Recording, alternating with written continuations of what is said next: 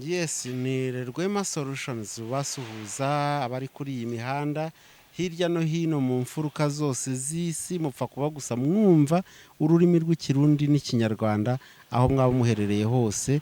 Turashaka gutera imbere dukoresheje ubumenyi dufite kandi bwa bumenyi duhita dushyira mu bikorwa. Mwahageze rero, niba uri mushya kuri Rwema Solutions, nyabuneka mbere yo gukomeza ikiganiro banza ukande subscribe cyangwa ubyihorere, umenye ngo umaze gufata icyo cyemezo uti ndakomeza cyangwa ndabyihoreye.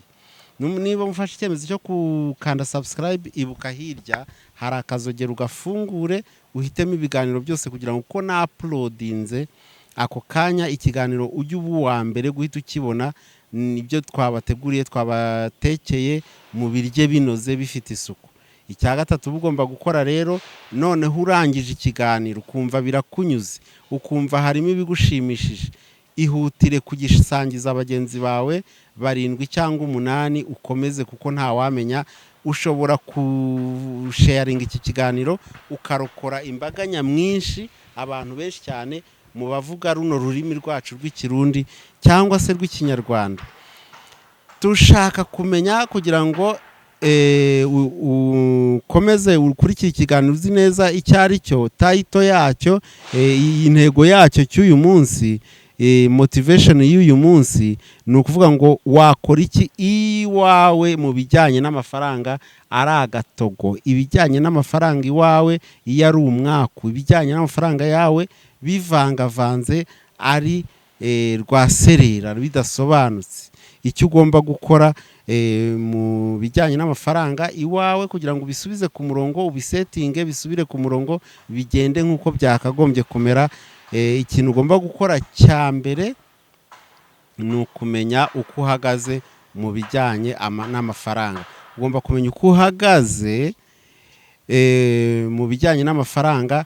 Mfite angahe uyu munsi kandi ngombwa angahe, ni ukuvuga hanze bamfitiye angahe, ndateganya kwinjiza angahe muri aya mezi 3 bizwi neza ko ayo mafaranga azaza agataha mu rugo. Ukongera ukanareba umugabane wa gatatu, nibutse wa mbere yuko ari ahari ubu munsi nonaha cash, noneho ndateganya kwinjiza angahe from outside muri aya mezi 3 akurikira. Noneho urundi ruhande rwa gatatu, mfitiye angahe abandi, noneho abandi abo ugomba amafaranga nangahe, noneho tubigereranyije mbese biri minus, ndasigara ndi muri minus, ndasigara ndi 0 cyangwa se ndasigara mfite umubare uri positive. Icyo gihe rero umaze kumenya uko uhagaze, ni ngombwa gutandukanya ibintu bikurikira. Ugomba kumenya iby'ibanze ni ibihe muri bije yanjye, iby'ibanze by'ingenzi bitagomba kubura mu mibereho yanjye ya buri munsi, ku buryo bibuze ubuzima bwahagarara. Harimo kurya, harimo icumbi, harimo ibintu by'ingenzi bikomeye nk'imiti. Ni ingenzi ni ku bantu bafite abana batoya, abantu bakunda kurwara cyangwa bafite n'indwara zihoraho. Mugomba kumenya ko ibyo by'ingenzi cyane ni essentials. Hanyuma ibitari ngombwa noneho ariko bikenewe byo ni ibihe? Bitari ngombwa ariko bikenewe, turabibona ko bikenewe ariko bitabonetse nonaha ntabyo twaba, biraguma kuri gahunda gusa. Hanyuma hari n'ibyo dushaka kugeraho, umuntu ahora yifuza, ahora afite ibyo akennye n'ibyo akeneye, nabyo ukabishyira ku ruhande. Bituma rero icyo gihe nanone wimuka ukajya mu bijyanye n'amafaranga, ukamenya ngo amadeni mfitiye abantu nangahe, ayihutirwa cyane y'ingenzi kurusha ayandi nangahe. Iby'amadeni ukabijyana nanone na liabilities. Liabilities buri gihe si uko ari amadeni, ahubwo ni ibiki ntunze binkonsoma amafaranga.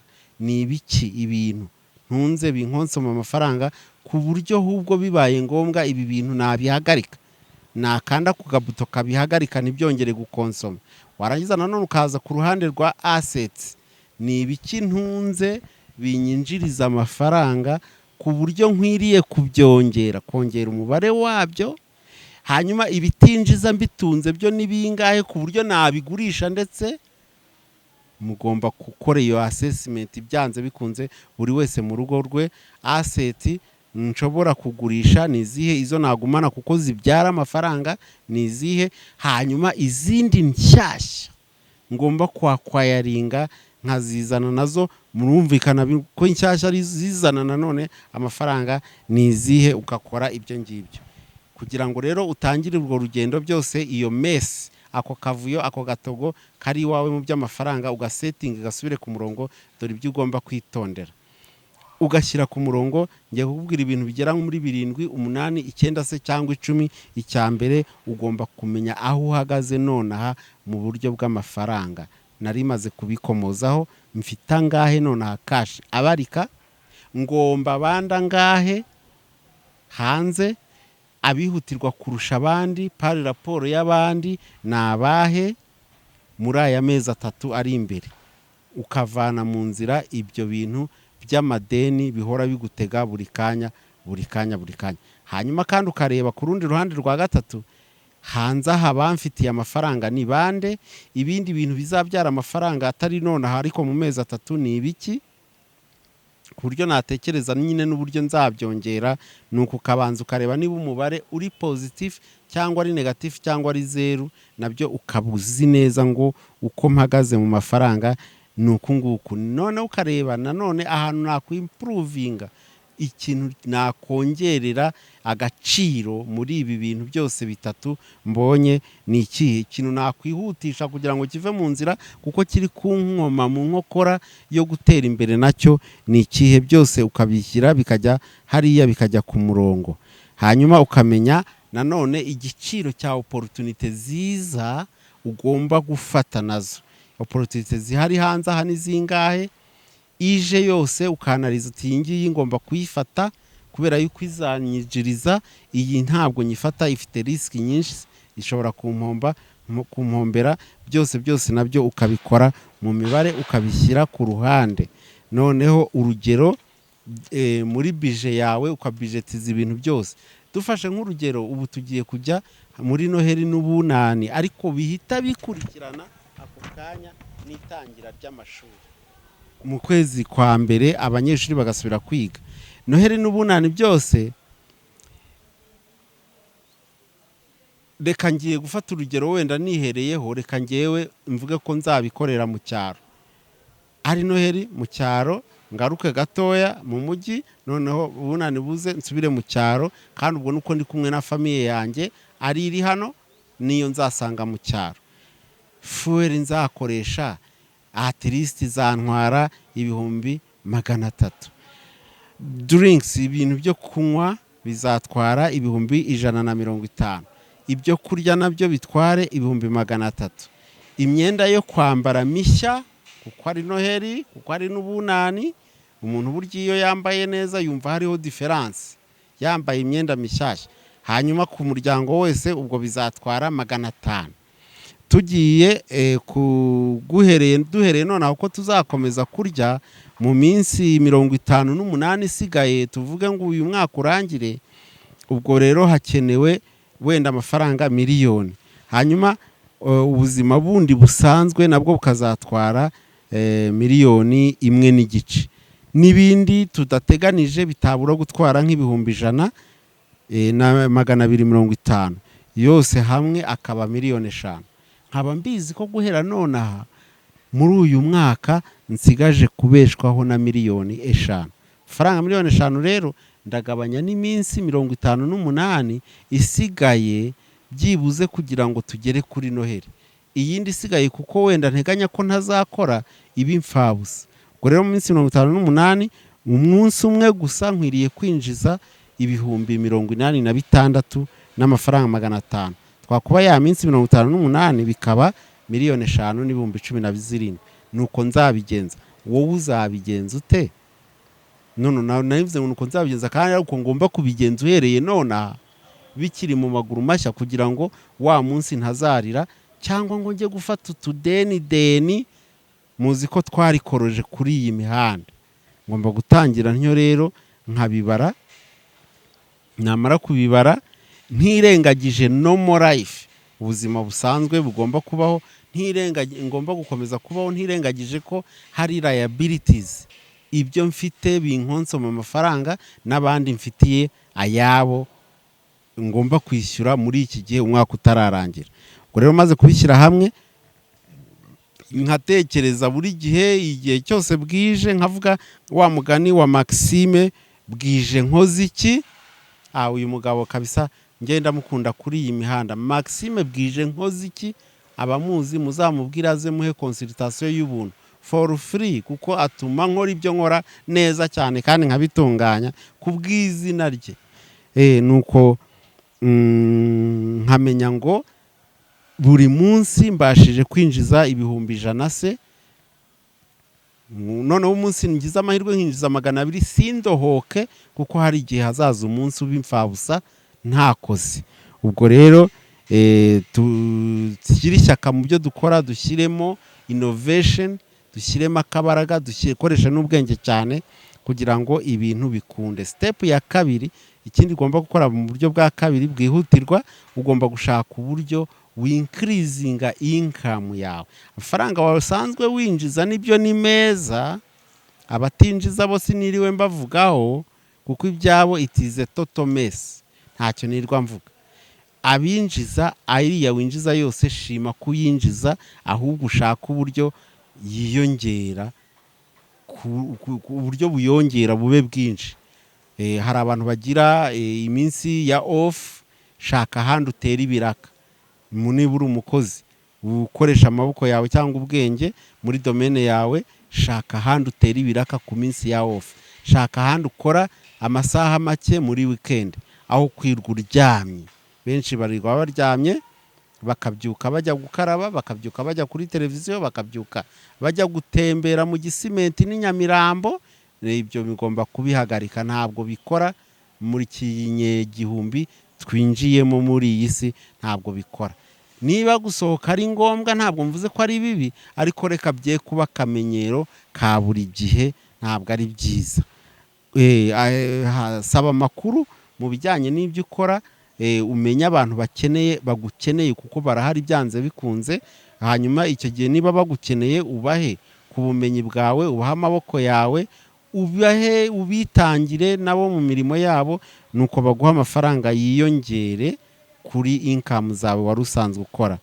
Ikindi ugomba gukora nuko ukeneye kwihugura mu byo ukora. Icyo ni icya gatatu, ugomba kwihugura mu byo ukora, ukabyongerera ubumenyi buhagije, ukamenya kubikora neza kurusha uko ubikora uyu munsi, cyane cyane kuko bizakorwa ejo atari ko byakorwaga uyu munsi.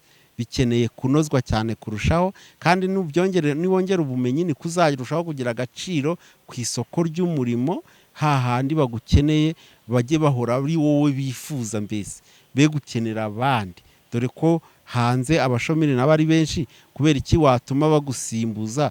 Ni iki kikubuza kongera ubumenyi bwawe? Ni iki kikubuza gukora innovation mu bintu byawe, mu byo ukora ukabinoza cyane, kubera ubumenyi wiyongereyeho buri munsi, kubera tekinoloji nshyashya zavutse. Amakuru ni ingenzi cyane, ibishya byose ugomba kugendana nabyo kugira ngo ejo udatakara bakagusimbuza abandi. Numara rero kwiyongera, umenye ngo ubumenyi ni iyindi asset. Ubumenyi ni asset nziza cyane ushobora kugurisha nka Rwema Solutions, nkuko mbugurisha nawe ugashobora kubugurisha, kuko nawe wabumenye, abandi babukeneye rero cyangwa bakeneye kugukoresha, bakagira gute, bakakoresha ubumenyi bwawe, kuko nayo ni asset. Ikindi asset abantu badakoresha ni igihe. Rwema Solutions ducaginga amafaranga 118 ku isaha. Iki gihe rero twese duhuriyeho cy'amasaha 24 ku munsi, tukaba turyamamo amasaha 8, reka tuvuge 8, andi 16, ntabwo akwiriye kuba imfabusa. Ukwiriye kugiramo make ugurisha ku bandi bayakeneye. Ni benshi cyane bakeneye kugura igihe cyawe, kuko icyabo kidahagije cyangwa se wenda ntacyo kimabamariye. Hanyuma ikindi cya kane ugomba gukora, ugomba kumenya ishoramari. Ahantu bashora cyane bwa mbere ni mu mutwe. Mu mutwe niho bashora. Ushaka bwa bumenyi nari maze kuvuga. Abenshi baravuga ngo kwiga birahenda. My friend, stupidity ihenda kurusha ibindi bintu byose. Kutamenya bihenda cyane kurushaho. Kumenya nibyo birahenze, ndabyemeye, ariko kutamenya bihenze cyane kurusha. Bikostinga amafaranga menshi. Niyo mpamvu ngomba kukubwira ngo impano yawe urusheho kuyivugurura, urusheho kuyongera agaciro kandi urusheho kumenya byinshi, kuko ejo hazaza uzahindura ubumenyi ufite n'impano zawemo amafaranga. Mubona bazi gushushanya, bazi kuririmba, iyo uririmbye nabi ntabwo byinjiza, waririmba neza, waperforminga neza, bagahora bagukeneye ku ndirimbo zawe, bagahora bagukeneye ku buhanzi bwawe, bagahora bankeneye nanjye ku munwa wanjye, kuko ndavuga ibintu biva mu bwenge. Ejo bakaza nanone kureba views zikiyongera, nanjye YouTube ikongera ikofi ikayizamura. Ikintu cya gatanu ugomba gukora cy'ingenzi cyane ni kigucitse. Icya gatanu kigucitse, reka mbinotinge nze kubishyira muri title. Icya gatanu kigucitse, iki kintu nta hantu rwose waba ugeze. Icya gatanu ugomba kugira intego iri smart goal. Smart bivuga iki? Intego iri smart smart kandi mu buryo bw'igihe kirekire, aricyo bita long term cyangwa se short term, cy'igihe kigufi. Mu gihe cy'umwaka, long term bikaba nk'imyaka 3, 4 cyangwa 5. Ugomba gushyiraho intego vuba bikiri mu maguru mashya, dare nouvelle jambe in new legs. Ukashyiraho intego ugomba kugenderaho kandi ubudatezuka, ubudasubira inyuma, ukayibreakinga down, ukayicagaguramo ibice bibiri. Igihe kirekire kikaba kizwi, noneho tw'igihe kigufi mu mwaka se, no mu mezi 6, no mu mezi 3 n'ukwezi kumwe, na buri cyumweru na buri munsi bikamenyekana ibyo ugomba gukora. Iyo mvuga smart goals mba mvuga iki? Iryo jambo smart ntabwo ari bya bindi bya smart musanzwe mumenyereye, ni abbreviation aho S ihagarariye specific. Iyo goal, iyo ntego yawe igomba kuba izwi neza, igaragara, yumvikana, ku buryo washobora no kuyisobanurira umwana mutoya akabyumva. Nkunda kubabwira ngo iyo wiyita umunyabwenge, ukuvuga ngo uri umuhanga, ariko ibintu byo ubuhanga bwawe buzi, by'ubuhanga bwawe buri mu mutwe wawe, ibyo wize byose ibyo ufite, utashobora kubisobanurira umwana muto ngo abyumve, icyo gihe rero ntacyo biba bimaze, ntabwo biri specific. Hanyuma M ihagarariye measurable, bigomba kuba bibarika, wabibara ukamenya ngo mu mafaranga nangahe, bizansaba amafaranga angahe kugira ngo ibi bintu mbigereho, bizansaba abakozi bangahe kugira ngo ibi bintu bikoreke, bizansaba igihe kingana iki, bizansaba kubikorera he, ku butaka bungana iki, nzakoresha ibihe bikoresho, byose bigomba kuba bibarika. Cyangwa ikabihagarariye attainable, bishobora noneho kugerwaho. Hari umuntu ushobora kuvuga ngo ndashaka kubaka inzu muri Espagne kandi nta na laissez-passer agira. Ubwo se urumva iyo nzu wazayubaka muri Espagne cyangwa ku kwezi? No, biba bigomba ibyo bintu kuba byagerwaho koko mu buryo bwumvikana. Hanyuma R cyangwa R ikaba ihagarariye realistic cyangwa relevance. Noneho T igahagararira noneho timely based, bikaba mu gihe runaka, bizakorwa mu gihe runaka. Ntabwo wavuga ngo ndashaka kubaka inzu ariko utazi igihe uteganya kuyirangiriza, ibyo ntabwo bishoboka. Ntabwo wavuga ngo nzagura imodoka utazi igihe nyine igomba kuba yakugezeho, n'icyo bizagutwara kugira ngo ibe yakugezeho. So abantu rero bitonde cyane, iki kintu ni ingenzi mu buzima bw'umuntu ushaka gutera imbere mu buryo bw'amafaranga, agomba kugira smart goal. Muvuge ngo smart goal. Hanyuma umuhanga witwa Albert Einstein yaravuze ngo inyungu zikomatanyije nicyo gitangaza cya 8 mu bitangaza 7 biri ku isi. Reka turebe yuko kuri iyi si, kuri iyi mihanda, muri comment hari abantu already bazi ibitangaza 7 biri ku isi. Mwandike turebe, kugira ngo ibyo mwibagirwa nzabihereho mu kiganiro cy'ubutaha. Ku isi hari ibitangaza 7. Abandi birwa bababeshya ngo bakora ibitangaza, barabashuka, bariya barabayobya. Ku isi kugeza uyu munsi hari ibitangaza 7. Hanyuma Albert Einstein yaravuze ngo igitangaza cya munani kuri iyi si ni inyungu zikomatanyije. Vuga ngo inyungu zikomatanyije. Inyungu zikomatanyije nicyo gitangaza cya munani mu bitangaza 7 bisanzwe bizwi ku isi. Uriya muntu bizi neza izo nyungu zimugeraho, nta nyuma utabizi wakazishyura. Sinzi niba aka kantu kumvikanye neza. Inyungu zikomatanyije nicyo gitangaza cya munani mu bitangaza 7 biri ku isi. Uyu muntu bizi neza ibyo bintu nk'uko mbivuze, akaba byumva, niwe wibikaho izo nyungu, niwe ubona izo nyungu. Hanyuma umuntu utabyumva, utumva neza ibimvugira kuri iyi mihanda, Inkare Rwema Solutions, uwo niwe ubyishyura, we yishyura izo nyungu. Ako kantu kumvikane neza. Tugiye kuri step ya 6, ugomba kwibuka ko rwose kuri iyi mihanda nta muntu uzaba kuri iyi mihanda ya nyuma ya COVID-19 atagira icyo bita ikigega cy'ingoboka. At least kigomba kuba minimum inshuro 6 za income yawe ya buri kwezi.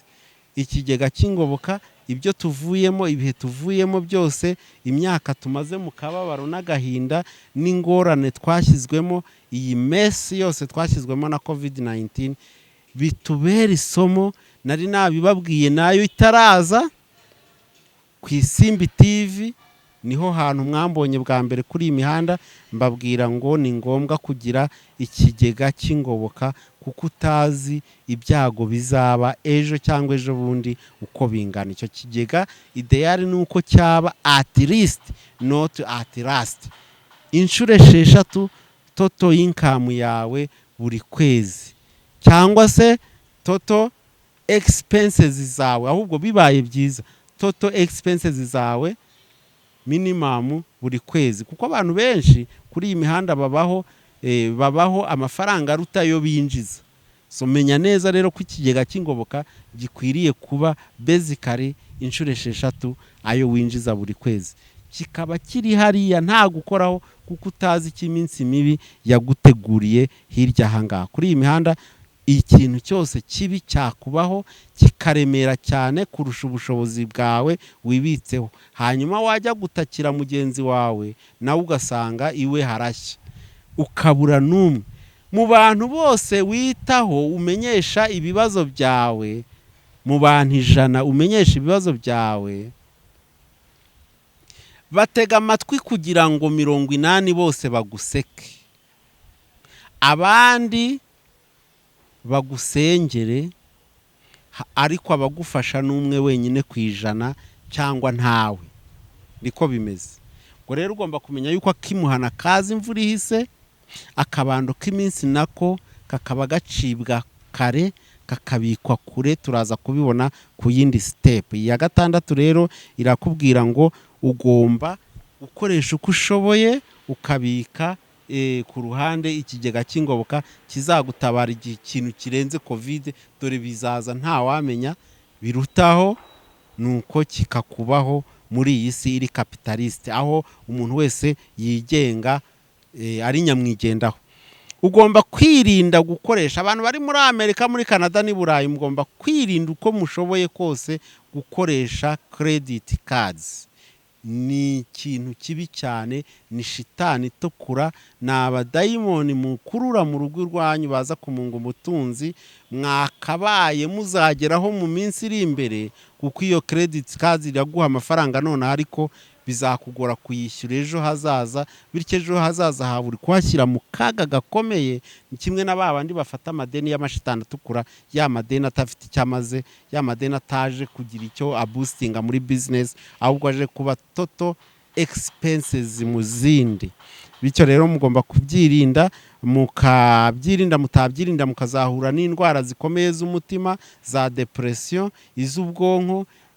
Hano mu Rwanda hari icyegeranyo nonaha kiri gusirikira cy'abantu ku kigero gihanitse, pourcentage nini cyane cy'abana b'urubyiruko n'abandi bijyanye mu bitaro by'Indera, barabasuzuma basanga ibintu byageze iwa Ndabaga tugomba gufatirana rero hakiri kare, mwiranda kandi mwitondera ibyo mvuga bitaba ibyo mukazahinduka umuzigo kuri sosiyete cyangwa kuri bene wanyu n'abandi batandukanye. Ikintu cya karindwi ugomba kwirinda rwose, irinde koga mu nyanja y'ibiziba by'amadeni. Amadeni nkunda kubabwira ko ari amashitani atukura, ya madeni yo gukora ubukwe, ya madeni yo kubaka inzu, ya madeni yo kugura intebe n'ibitanda n'ibindi byose ntazi. Byose ibyo bintu byirinde, kuko ideni washyize ahantu ritaziyishyura ngo risagure, rwose iryo ni ishitani itukura, ni dayimoni urimo gutindika mu rugo iwawe. Gerageza ubyirinde. Tugeze rero ku kintu, impamvu mbivuga ibyo ngibyo nuko kubaho nta deni ugira, nta munyenga wundi ubaho mwiza nk'uwo nguwo. Kubaho uri financially debt free, nta deni ufite kandi uri financially free, amafaranga atakiri ikibazo. Nkunda kubabwira ngo nkanabakangurira abari i Kigali uyisimbuza umujyi nawe urimo, kubaho muri Kigali hendutse kurusha ahandi. Ntabwo ari uko ibintu bizaba bihendutse, ahubwo nuko igihari cyose uzaba ushobora kucyishyura nta kibazo ugize. Tujya rero ku kintu cya munani. Ikintu cya munani, ukwiriye kumenya gutandukana, nari nabiseguriye mbere, assets zawe na liabilities. Liabilities mbabwire irimo iburyo bubiri. Hari amadeni, abantu ugomba amafaranga, abantu ugomba imibereho, iyo ni liability. Hakaba rero n'ibindi bintu utunze bigukostinga amafaranga, bisohora amafaranga, nabyo ni liability. Ni ikihe nahagarika, ni hehe nakanda agabuto bigahagarara ntibikomeze kunkostinga amafaranga, ni iki nasimbuza ikiyarya buhoro, ni iki nareka burundu ahubwo nkakigurisha kikamviraho. None tuje muri asset nazo. Asset ni ibintu wikururiye nanone mu rugo iwawe ariko bibyara amafaranga nanone. Mu butunzi bwawe financially ibyo bintu bikabyara amafaranga, ni asset. Hari rero n'ubumenyi ufite, nabwo ni asset. Ubumenyi niyo mpamvu nahoze mbabwira ngo mwincreasinge ubumenyi mu byo mukora, kuko nibyo asset. Turagiye tugeze ku cya 9.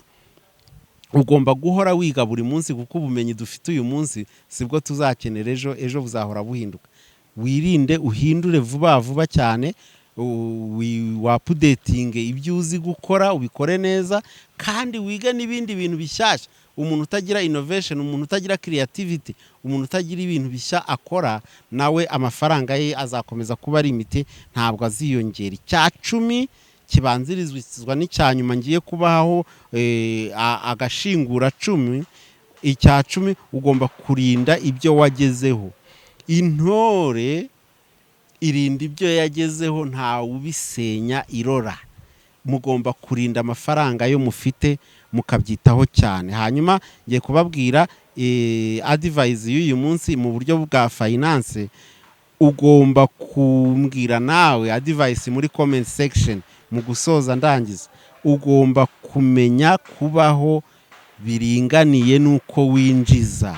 Ugomba kumenya kubaho biringaniye n'ibyo winjiza, cyangwa se ndetse ukabaho munsi yuko winjiza, nibyo biri ideal. Cya 2, ugomba gushora amafaranga mu madeni meza, kuko bibyara amafaranga menshi nyuma yo kwishyura. Icya 3, ugomba kubaka imyenda uha abandi, ukasenya iyo abandi baguha. Icya 4, ugomba